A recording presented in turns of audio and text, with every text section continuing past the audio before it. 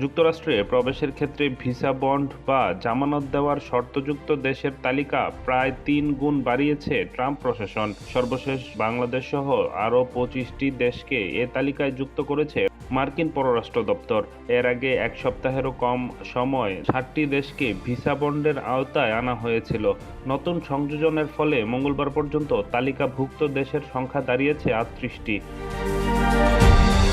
পররাষ্ট্র দপ্তরের ওয়েবসাইটে প্রকাশিত তথ্য অনুযায়ী বাংলাদেশের ক্ষেত্রে এ নিয়ম অনুযায়ী ২১ জানুয়ারি থেকে কার্যকর হবে। রয়টার্সের খবরে বলা হয়, তালিকাভুক্ত দেশগুলোর বেশিরভাগই আফ্রিকা, লাতিন আমেরিকা ও দক্ষিণ এশিয়ার। বাংলাদেশের পাশাপাশি এতে রয়েছে Algeria, Angola, Bhutan, Cuba, Djibouti, Fiji, Nigeria, Nepal, Uganda সহ একাধিক দেশ। দেশভেদে এই নীতি কার্যকর হওয়ার তারিখ ভিন্ন হবে।